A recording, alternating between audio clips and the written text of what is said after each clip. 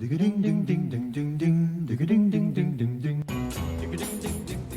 parce que tous les jours ou 2 fois par semaine, je ne sais pas, vous allez au supermarché puis vous regardez le rayon des céréales. C'est tellement fourni qu'on s'y perd un peu. Qu'est-ce qui fait la différence entre tous ces produits-là? Disons déjà qu'il existe dans nos supermarchés 4 grands types de céréales. On va refaire un point là-dessus assez rapide. On a les pétales que j'ai là par exemple. Les pétales sont des grains de maïs ou de blé ou d'orge qui vont subir plusieurs traitements, un étuvage. Ils sont séchés, refroidis, pour vous donner des petits termes, aplatis, grillés, enrobés de sucre. Qu'est-ce que vous voulez dire en disant ça? Vous avez l'air de dire qu'ils sont très travaillés. Oui, ça y est, je me suis un peu vendue sur la suite de la chronique, un petit peu. Ouais. Bon, cela, vous n'aimez pas trop, visiblement. Enrobés de substances sucrées, c'est important qu'on le dise, du sucre, du chocolat. Et d'un. Et d'un. Les éclatés, eux, sont plutôt des grains de riz cuits, pareil, mélangés, donc ils sont là, mélangés avec du sel, du sucre séché, écrasé, grillé, voilà. Et de 2. Elle n'aime pas non plus. De 3.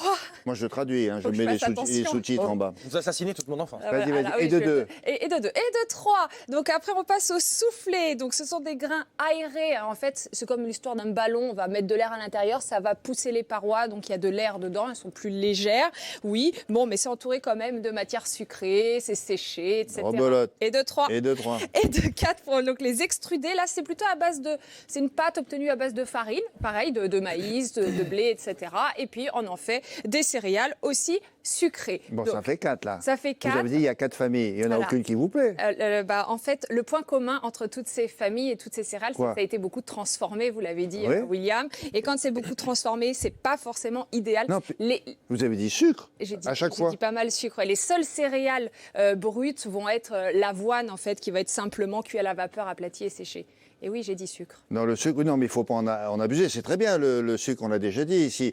Mais est-ce qu'il y a une manière de le débusquer dans nos céréales? Et là, encore une fois, quand on regarde l'étal, il y en a partout. C'est vrai que le rayon est très, très grand quand vous rentrez dans le supermarché. Alors, effectivement, tout le monde ne le sait pas. Certaines sont sucrées, on le sait. D'autres, moins, on ne s'en rend pas compte, mais elles sont bourrées de sucre, ces céréales. Alors, il faut savoir que ce sont les procédés de fabrication qui font monter l'index glycémique. J'en parle régulièrement. Mais non, William, il faut pas. C'est pas bon pour la santé. Bon, attendez la suite. Rien que comme ça, on le sent, le sucre. Mais oui, c'est sûr. C'est pour ça que mais c'est en bon. plus, ça fait monter l'index glycémique. Vous savez, j'en parle régulièrement dans l'émission. C'est le pouvoir de pénétration du sucre dans le sang. Plus ça va vite, moins c'est bon pour la santé. Donc effectivement, c'est pas idéal. D'autant plus que ces céréales, Anthony, tu disais, ça te rappelle toute ton enfance, c'est souvent destiné aux enfants. Et ça a des index glycémiques élevés. Oui, donc, parce qu'on en donne tous les jours. Vous avez raison. Oui, assez souvent. Risque de surpoids et d'autres maladies, hypertension, diabète. Donc, c'est pas idéal. Il n'y a pas un moyen de savoir si le fameux indice glycémique, on va dire le taux de sucre, est élevé ou pas trop. C'est vrai que c'est pas inscrit sur les boîtes de céréales. Vous pouvez chercher, c'est pas inscrit, mais j'ai une petite astuce, si Anthony veut essayer. C'est que vous mettez par exemple des céréales, tu veux essayer ça? Dans ta bouche, tu prends quelques céréales en bouche, faites ça aussi chez vous éventuellement si vous en avez, et vous les laissez fondre, ne les croque pas. Tu les laisses fondre, et en fait elles fondent pas réellement. C'est les enzymes de la bouche qui vont digérer les céréales. Normalement ça fond assez vite, et plus ça fond vite, plus c'est ce qui se passe dans ton estomac. Ça veut dire que dans l'estomac, c'est très vite digéré, ça va très vite dans le sang. Quand ça va vite dans le sang, ça redescend aussi. Et on a faim. Et on a faim, effectivement. On a un petit coup de barre, le risque d'avoir faim. Ce qui fait que vous mangez ça à 8h moins le quart avant d'aller à l'école et à 11h du matin, vous avez faim. Exactement. Donc, c'est pas l'idéal. Voilà la petite technique pour savoir si l'index glycémique est élevé. Alors, les céréales, elles sont très sucrées, mais il y a aussi des céréales qu'on dit un peu, pas diététiques, mais un peu allégées, minceurs, quoi. Un petit peu, c'est ça. Bon, je dis ça existe, parce que je connais une marque, je peux pas la dire, mais... Il y en a là, des minceurs qui sont là. Alors, je vais dire, oula, attention, parce que... Mais il y en a une qui arrive à passer votre jugement. Oui, elle arrive sur la fin. Pour la fin. Attendez, ça vient. Restez. Donc, alors je dis oula, attention, parce que oui, parfois il y a écrit riche en fibres, céréales complètes, mais il faut quand même faire attention parce que oui, c'est un petit peu mieux. Mais ça reste quand même avec un procédé industriel dont je vous ai parlé, donc qui fait monter l'index glycémique. C'est pas idéal. Et en plus, dans le même état d'esprit, certaines sont estampillées bio. Alors, je ne dis pas que bio, c'est pas vrai. Vous avez raison. Donc, il n'y a pas de résidus de pesticides, je suis d'accord. Mais ça met en valeur le produit comme s'il était sain, Mais pas tout à fait, ça reste des céréales. Oui, c'est bio, mais ça reste des céréales, donc attention. Bon, Méfiez-vous. alors, justement, quand on est méfiant, comme vous, et qu'on refuse de croire à tous les messages publicitaires généreux, bio, etc., forcément élogieux, alors on choisit quoi maintenant là, on est devant le mur, là, alors? Alors maintenant, je vous dis quoi choisir. Alors, je tiens à rappeler juste que ces céréales, je ne dis pas de ne pas en manger du tout, c'est pas interdit, mais voilà, faites ça pas régulièrement, pas tous les jours.